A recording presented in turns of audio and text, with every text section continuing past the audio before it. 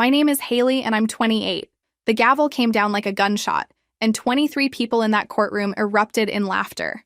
At me. The judge himself was wiping tears from his eyes as he declared me clearly unfit to manage millions. My own parents sat there smirking like they'd just won the lottery, which in their minds, they had. Where are you watching from today? Drop your location in the comments below and hit that like and subscribe button if you've ever felt completely betrayed by the people who were supposed to love you. You'll definitely want to stick around for what happened next. Let me back up to explain how I ended up being the punchline in my own inheritance hearing. It all started when I was 7 years old, standing in my childhood bedroom while my parents packed my little suitcase. "Grandpa William wants you to stay with him for a while," Mom said, not meeting my eyes, "just until we figure some things out." That while lasted 21 years. And honestly, best thing that ever happened to me. My parents, Robert and Linda Morrison, weren't evil. They were just convenient people. They loved the idea of having money, but not the responsibility that came with it. When I was born, Grandpa William was already disappointed in his son. Dad had this talent for big ideas and zero follow-through. Mom was beautiful, charming, and completely allergic to anything resembling hard work. Grandpa saw what was happening. I'd show up to family dinners with bruises on my shins from running into furniture that hadn't been moved out of walkways.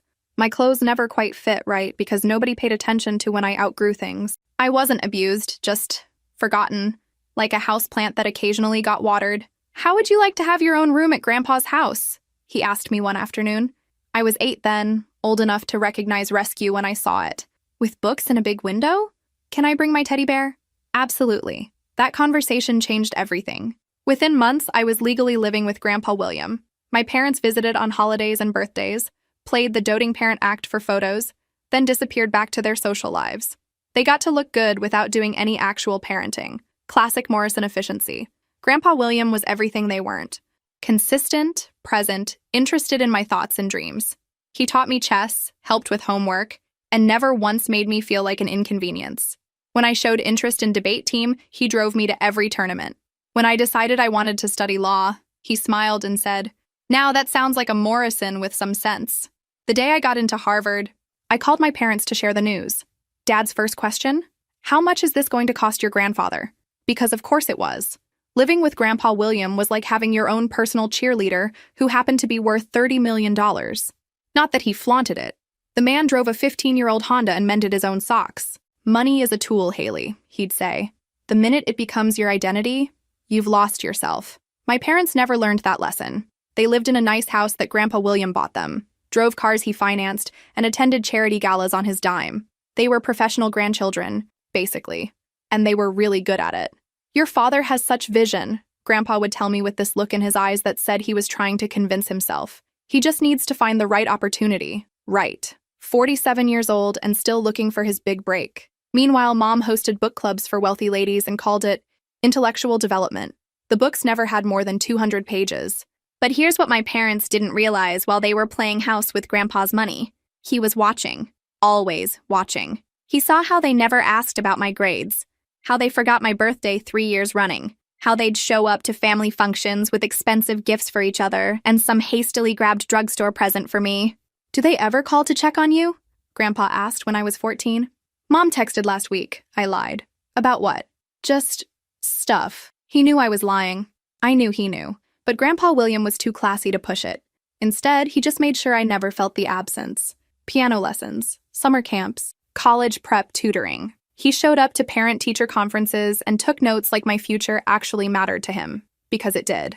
When I started at Harvard, Grandpa insisted on driving me there himself. "First Morrison to attend an Ivy League school," he said, hands gripping the steering wheel. "Your parents couldn't make it? Dad has a business meeting. Mom has her book club. On move-in day?" I shrugged like it didn't matter. "They're busy people. We're all busy, sweetheart. It's about priorities." That ride to Cambridge was when he first mentioned the will. "I've been thinking about legacy lately," he said casually. "What really matters when you're gone? Grandpa, you're not going anywhere for decades. Perhaps.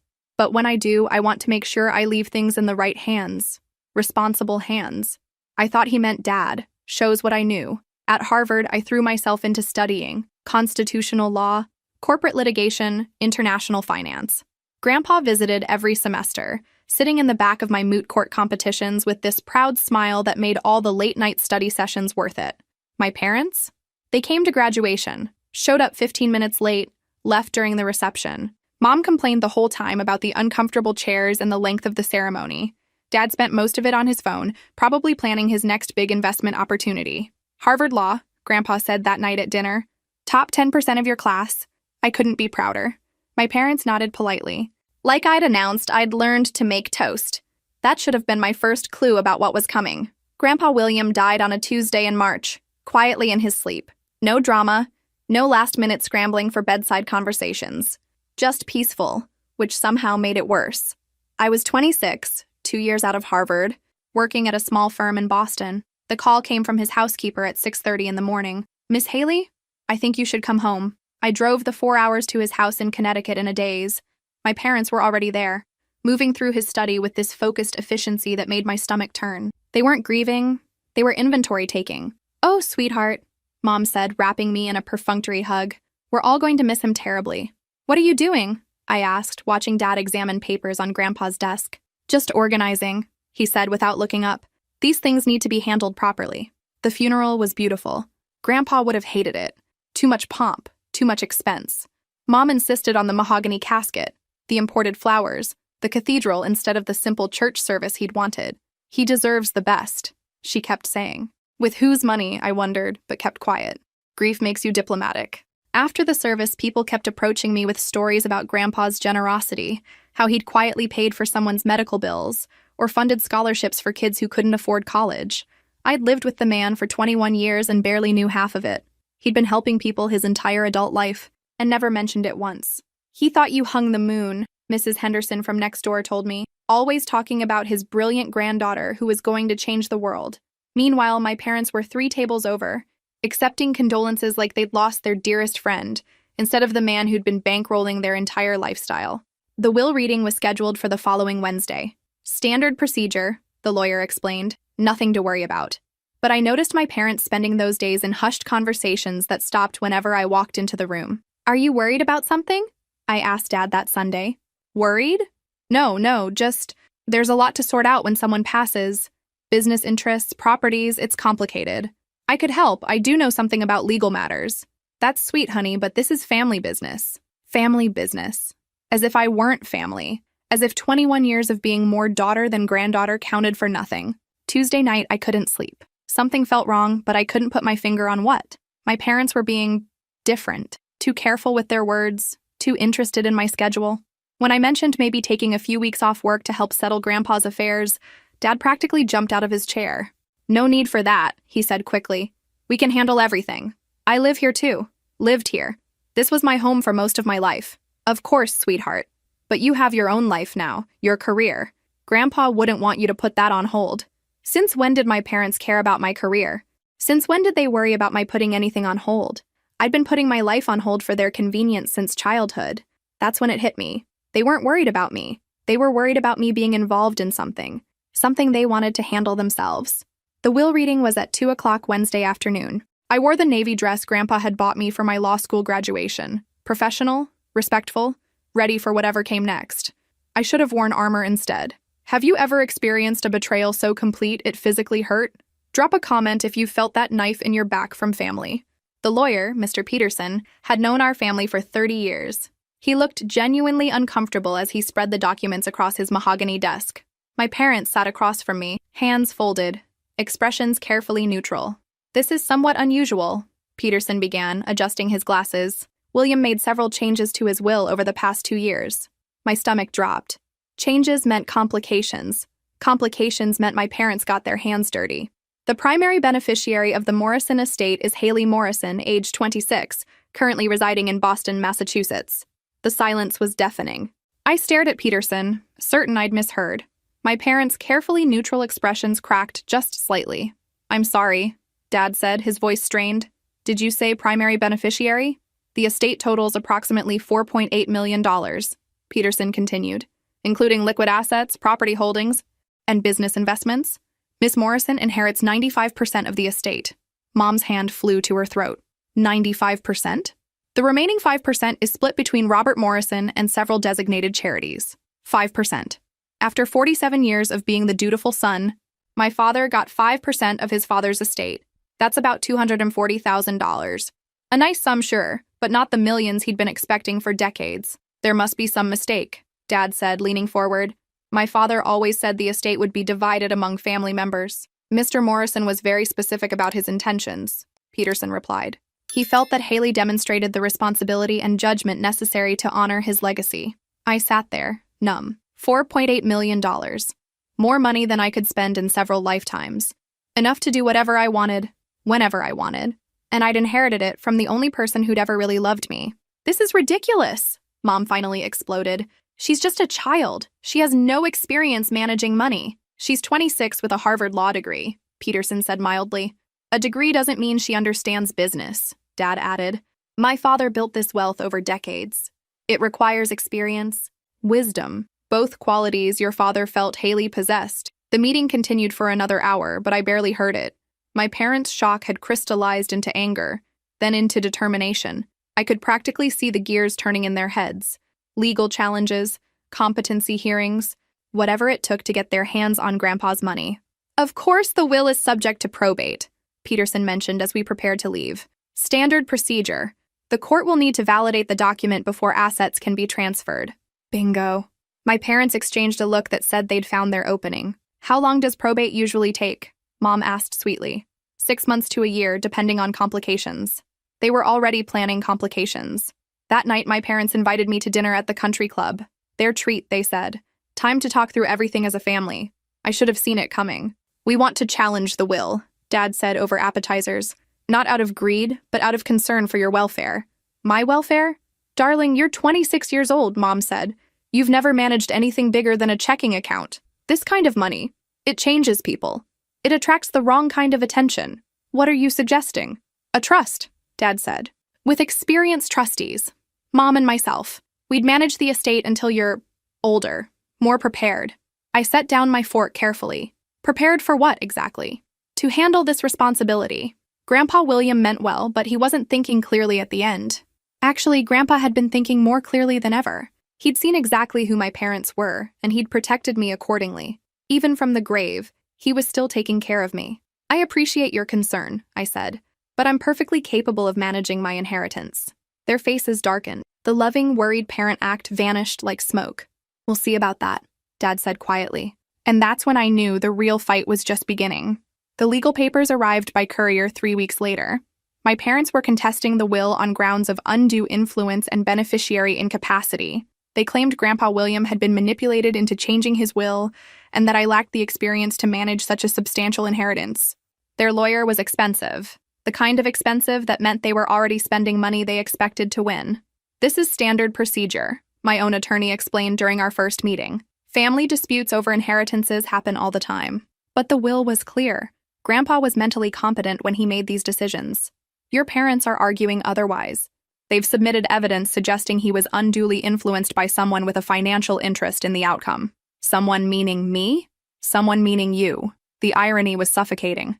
My parents, who'd lived off Grandpa's generosity for decades while contributing nothing meaningful to his life, were accusing me of manipulation. Me, who'd been too proud to ask him for gas money during college. But here's where things got interesting. During probate proceedings, all estate assets are frozen. That meant my inheritance was locked away in legal limbo, but it also meant my parents couldn't touch it either. Unfortunately, it also meant I couldn't access my own savings account, which had been mysteriously flagged as potentially connected to estate assets. How is my personal account connected to anything? I asked Peterson. Your grandfather made occasional deposits over the years. Gifts, tuition payments. The court wants to ensure there's no commingling of assets. Great. So while my parents continued living in their paid-for house with their paid-for cars, I was suddenly broke. Really broke. Like, eating ramen for dinner broke. That's when my college friend Sarah called with a proposition. She was opening a small cafe near campus and needed help getting it off the ground. Just temporary, she said. A few shifts here and there until she could hire permanent staff. I can't pay much, she warned. Right now I'd bus tables for free food, I told her. And that's exactly what I did. Sarah's cafe was tiny, maybe 12 tables, specializing in coffee and light meals for students. I worked evening shifts 3 times a week, serving sandwiches and clearing tables. It wasn't glamorous, but it was honest work that paid enough to keep my studio apartment. The job was actually therapeutic. After spending months drowning in legal documents and depositions, there was something satisfying about the simplicity of taking orders and wiping down tables. No complicated family dynamics, No ulterior motives. Just coffee, conversations, and decent tips from college kids. You seem different than most law school graduates, one regular customer mentioned. How so? Less uptight. More real. If only he knew. I'd been working at the cafe for about 6 weeks when it happened. I was refilling the coffee station when I noticed a familiar couple at table 4. Not customers I recognized, but familiar faces from somewhere else. Family friends of my parents. The Hendersons, who'd been at Grandpa's funeral. They were staring at me with expressions of shock and what looked suspiciously like pity. Mrs. Henderson approached the counter when I brought their check. "Haley, dear, is that really you?" "Hi, Mrs. Henderson, how are you?" I'm surprised to see you here." Her eyes took in my cafe apron and the coffee stains on my shirt. "Are you working here?" "Just helping out a friend," I said casually. "Oh, how nice." But her expression said it wasn't nice at all. It said she was already planning the phone call she'd make the moment she got home. 2 days later, my phone rang. Mom's number. "Haley, sweetheart, we need to talk." The ambush came disguised as Sunday dinner. My parents invited me to their house, claiming they wanted to discuss a peaceful resolution to the will contest. What they really wanted was to present their evidence that I was unfit to inherit millions. "We heard you're working as a waitress," Mom said over pot roast that I was pretty sure came from a restaurant. "I'm helping a friend with her cafe. Serving coffee," Dad clarified. "Clearing tables." "Honest work?" "Of course, dear, but it raises questions about your judgment, about your ability to manage significant assets." I set down my fork. "What questions?" "Well," Mom exchanged a look with Dad. "If you had proper business sense, wouldn't you be using this time more productively? Networking, perhaps? Building professional relationships? Instead of taking handouts from your grandfather's estate for decades, you mean?" The temperature in the room dropped about 20 degrees. "We've never taken handouts," Dad said stiffly. "Your grandfather was generous with family. That's different." "Is it? Because from where I sit, it looks like you've been living off his money for my entire life." "That's enough," Mom snapped. "This attitude is exactly what we're talking about. This resentment, this hostility toward family. It's not healthy. What's not healthy is 2 grown adults suing their daughter because they can't accept that Daddy finally saw them for who they really are." The mask slipped completely then. No more concerned parents, no more loving family dynamics. Just pure, calculating greed. "You don't deserve that money," Dad said quietly. "You didn't build it. You didn't earn it. You just happened to be in the right place at the right time. And you did earn it? By being a professional disappointment for 47 years? We'll see what the court thinks about your fitness as an heir," Mom said, standing abruptly. "Especially when they see how you're currently living." "You mean honestly? Supporting myself with actual work instead of living off family money? We mean like someone who clearly can't manage her own finances, let alone millions of dollars." They had photos. Mrs. Henderson had been thorough, snapping pictures of me in my cafe apron, looking tired and coffee-stained. Perfect evidence of my financial distress and poor judgment. "The court will see these," Dad said, sliding the printed photos across the table, "along with testimony from character witnesses about your recent decline." I looked at the images. In them, I looked like exactly what I was, a young woman working an honest job to pay her bills. But through my parents' lens, I looked like someone who couldn't handle money, someone who'd squandered opportunities and ended up waiting tables. "You know what?" I said, standing up. "You're absolutely right about one thing. I'm not the daughter you raised." "What's that supposed to mean?"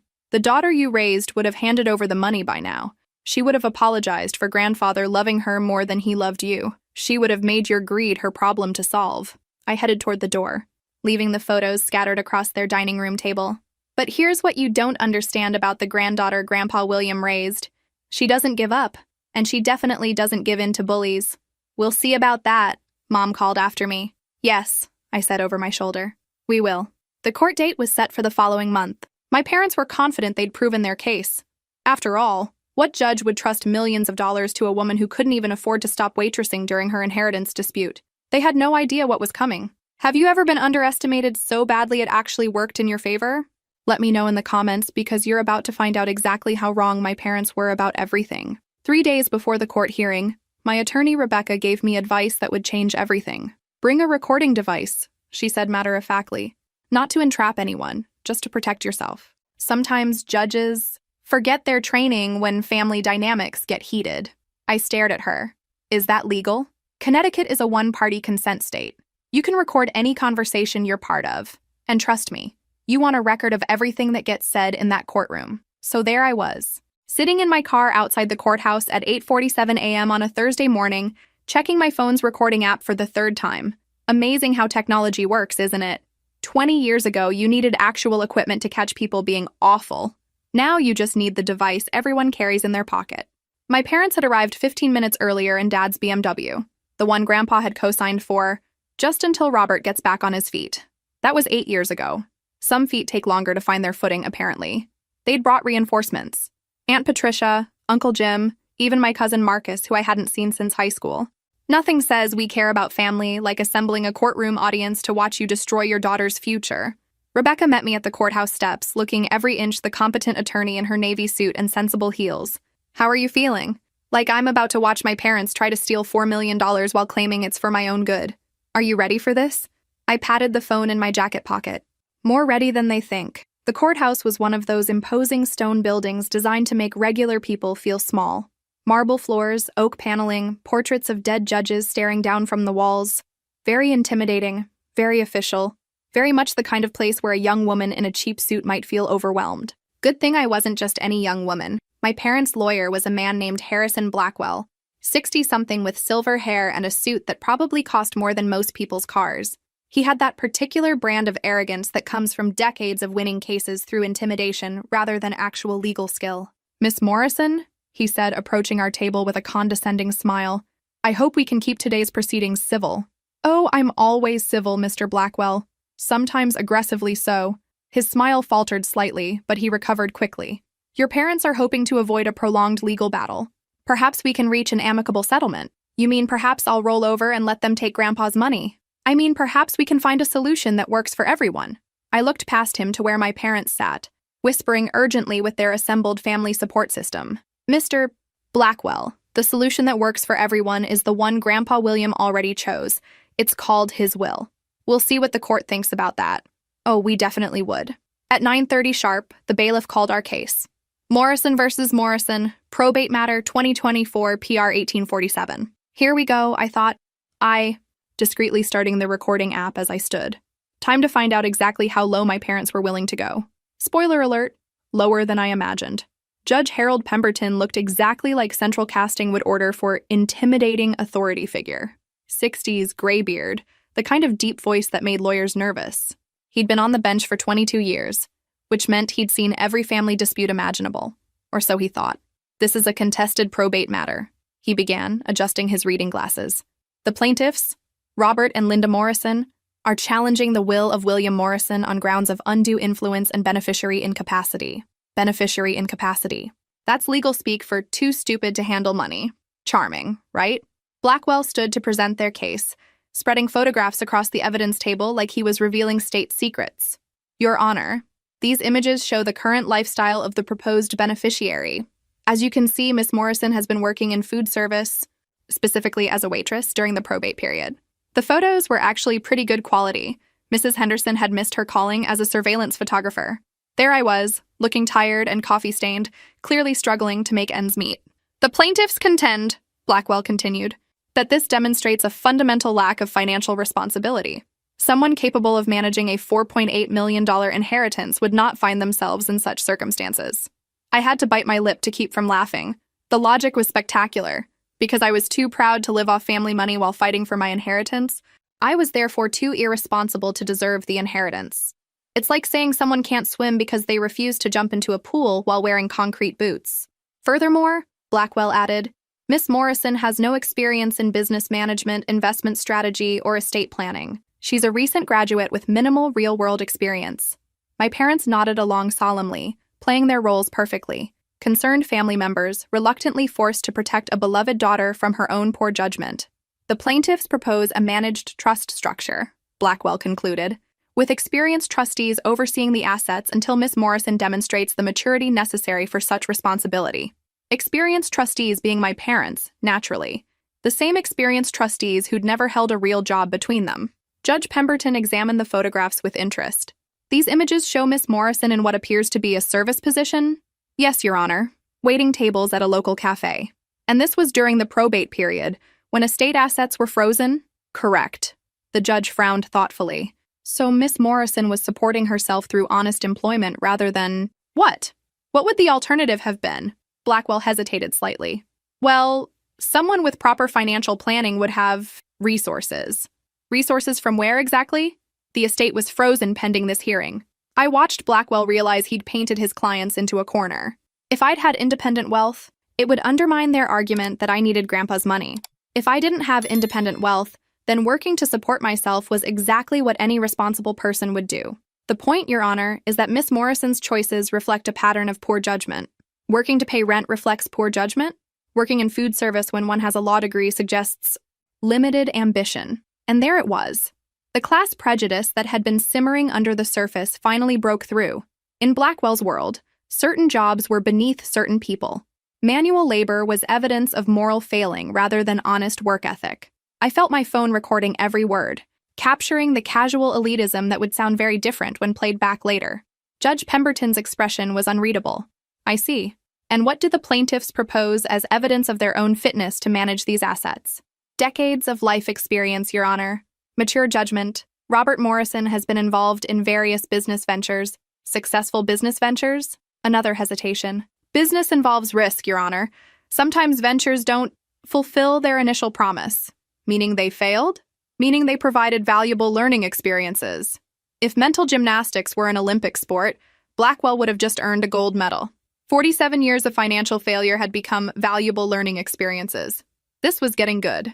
What do you think will happen next? Drop your predictions in the comments because this is where everything changed. Judge Pemberton leaned back in his chair, studying the evidence before him. The photographs, the financial records, the character testimonials my parents had assembled. Everything designed to paint me as an incompetent child who'd stumbled into wealth she couldn't handle. Miss Morrison, he said, you've been notably quiet during these proceedings. I stood slowly. I was listening, Your Honor. And what's your response to these allegations about your fitness as a beneficiary? Here's where a normal person might have gotten defensive, might have argued about the unfairness of judging someone by their temporary circumstances, might have pointed out the obvious hypocrisy of my parents' position. But I'm not normal people. I'm Grandpa William's granddaughter, and he raised me better than that. Your Honor, I said calmly, I'd like to address the court about my qualifications. Please proceed.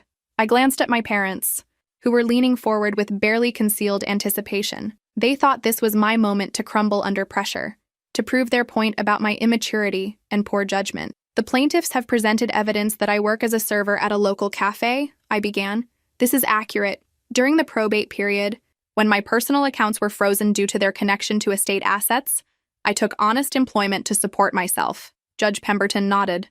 Reasonable response to difficult circumstances. Thank you, Your Honor. The plaintiffs have also argued that I lack the experience and education necessary to manage significant assets. And your response? I took a breath, feeling the weight of the moment.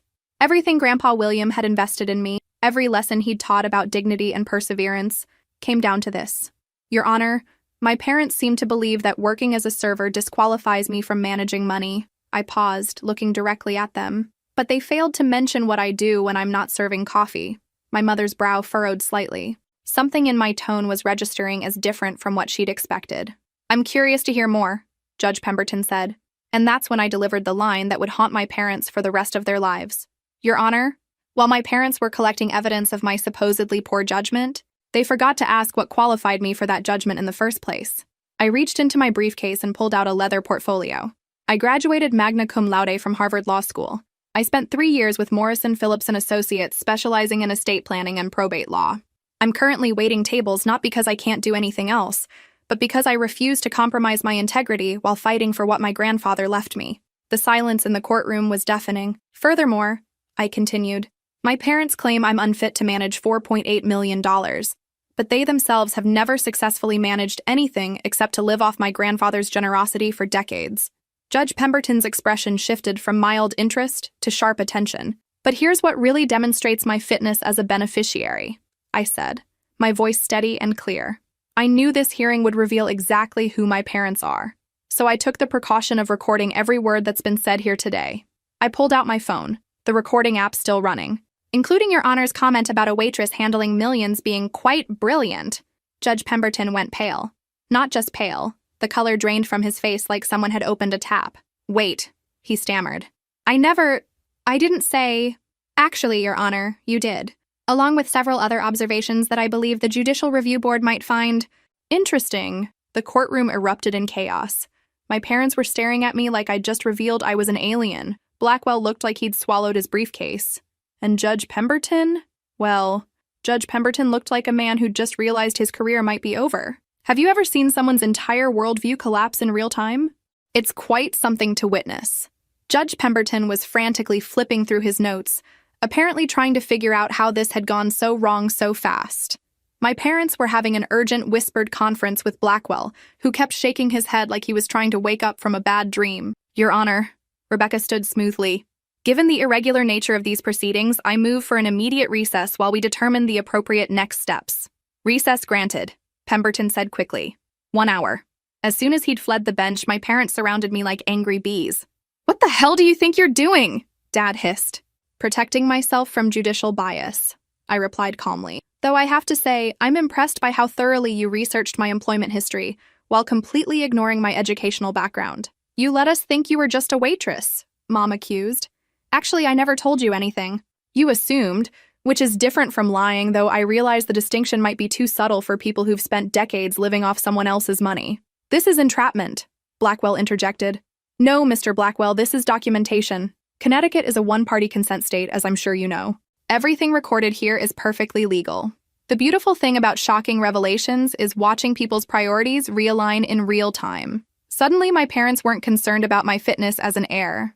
Now they were worried about explaining to their social circle why their daughter had just publicly humiliated them. You can't use that recording, Dad said desperately. Actually, I can, and I will. See, Grandpa William taught me something important. When people show you who they are, believe them. Today, all of you showed me exactly who you are. Haley, please, Mom pleaded. We're family. Family doesn't try to steal from each other. Mother, family doesn't pay investigators to follow each other around.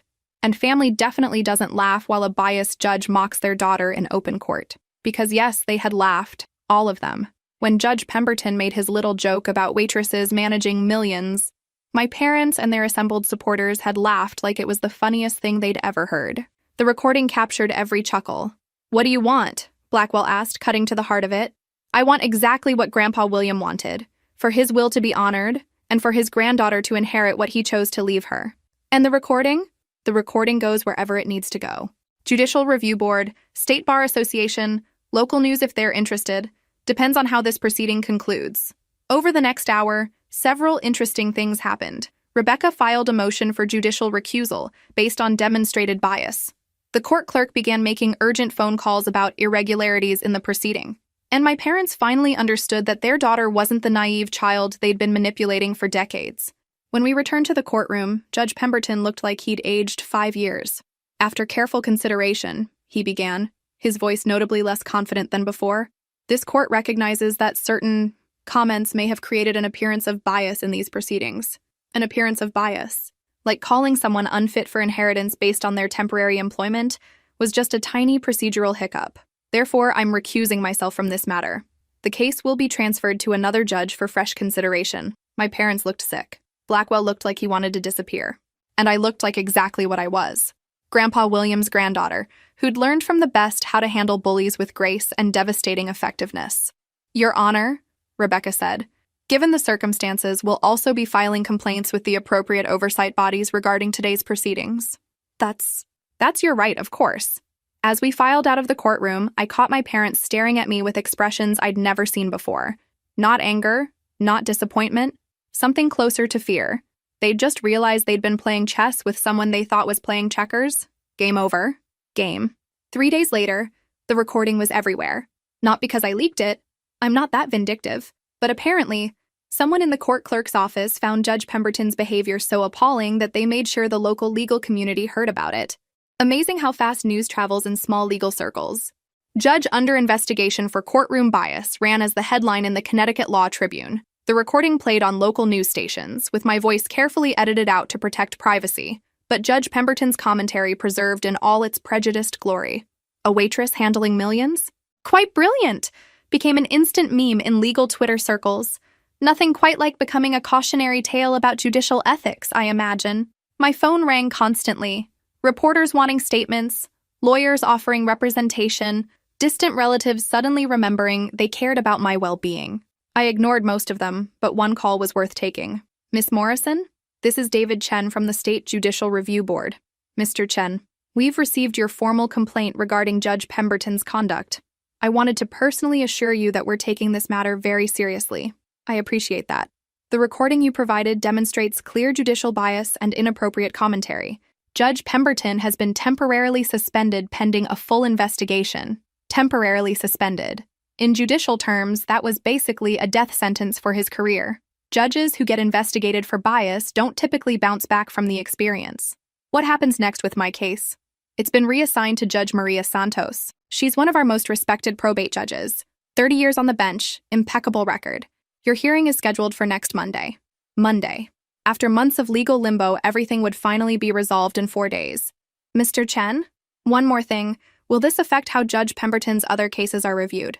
We're conducting a comprehensive audit of his recent decisions. If we find patterns of bias or inappropriate conduct, affected parties will have grounds for appeal. So my little recording session might help other people who'd been subjected to Judge Pemberton's particular brand of justice. Grandpa William would have approved of that collateral benefit. The weekend passed slowly.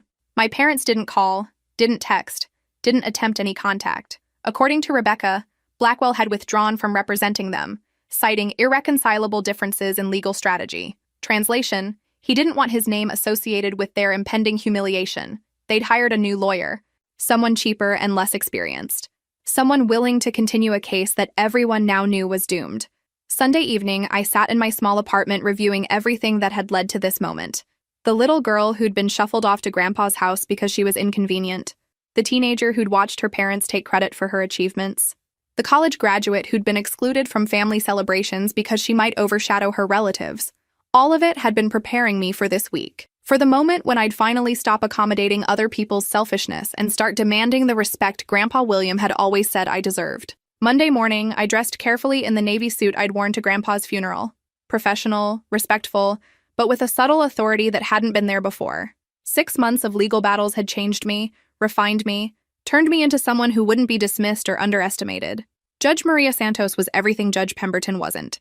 Professional, courteous, focused on law rather than personal prejudices. She reviewed the case files with careful attention, asked relevant questions, and treated everyone in her courtroom with equal respect. This is a straightforward probate matter, she began. The deceased clearly expressed his intentions in a legally valid will.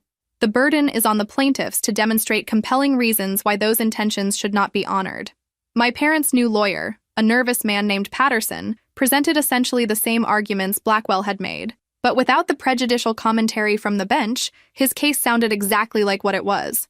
Entitled family members upset about being excluded from an inheritance they'd never earned. Miss Morrison, Judge Santos said when it was my turn, do you have anything to add? Only this, Your Honor.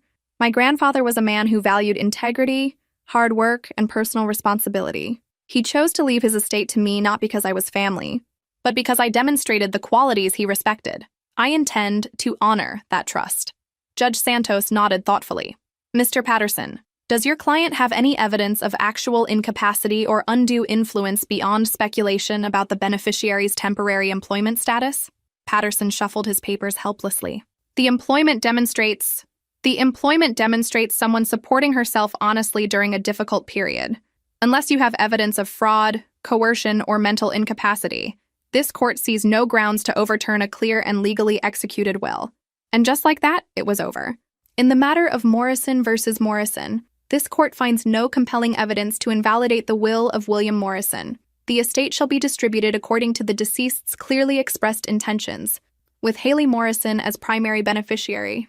Judge Santos's gavel came down with a crisp finality that echoed through the courtroom. My parents sat frozen in their seats, finally comprehending that their months of legal maneuvering had accomplished nothing except exposing their own character. Furthermore, Judge Santos continued, given the frivolous nature of this challenge and its impact on estate resources, the plaintiffs are ordered to pay all court costs and legal fees associated with these proceedings. That was the cherry on top. Not only had my parents lost their bid for Grandpa's money, but they'd now have to pay for the privilege of having their greed displayed in open court.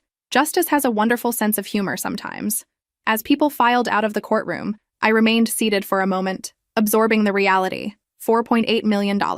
Enough money to do whatever I wanted, wherever I wanted, for the rest of my life. But more importantly, vindication. Proof that Grandpa William's faith in me had been justified.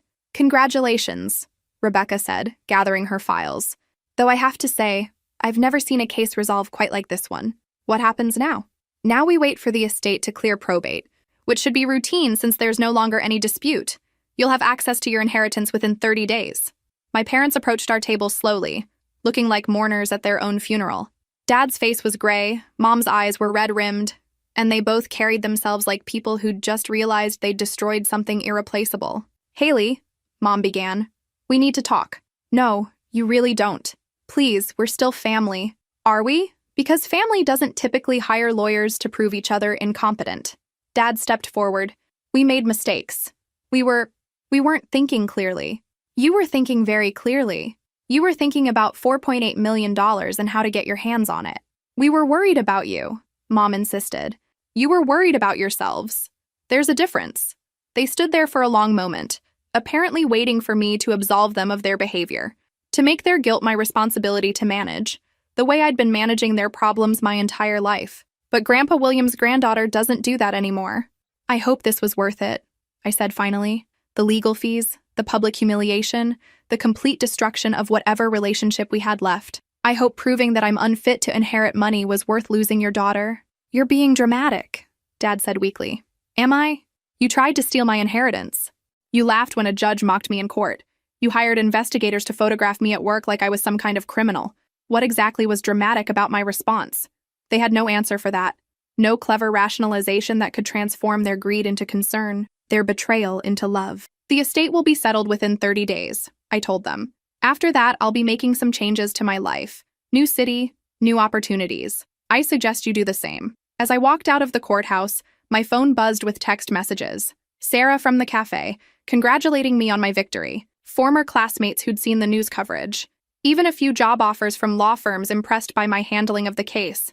But the message that mattered most was waiting at home. A sealed envelope with Grandpa William's handwriting. To be opened after the will is settled. Inside was a single sheet of paper with a brief note. Haley, if you're reading this, it means you stood up for yourself and won. I always knew you would. The money is yours to do with as you choose, but remember what I taught you. Wealth is a tool, not a goal. Use it wisely, help others when you can, and never let anyone make you feel small. You're stronger than you know. Love, Grandpa. 6 months later, I'm writing this from my new office in Boston, where I've joined a firm specializing in elder law and estate planning. Turns out there are a lot of families out there struggling with the same dynamics that nearly destroyed mine. My inheritance? I've invested most of it responsibly, the way Grandpa would have wanted. But I've also used part of it to fund a legal clinic that helps people navigate family disputes and inheritance challenges. Free representation for those who can't afford to fight for what's rightfully theirs. My parents and I don't speak anymore. Not because I'm holding grudges, but because some relationships can't survive certain betrayals.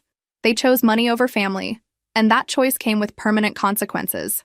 But here's what I've learned. Sometimes the people who try to tear you down actually do you a favor. My parents' greed forced me to discover strengths I didn't know I had. Their betrayal taught me the difference between blood relatives and real family. Their attempt to humiliate me ended up proving exactly why Grandpa William chose me as his heir. If this story resonated with you, make sure to like and subscribe for more tales about family drama, legal victories, and the importance of standing up for yourself. Because sometimes the best revenge is simply living well enough that your enemy's opinions become completely irrelevant. Trust me, it's worth the wait.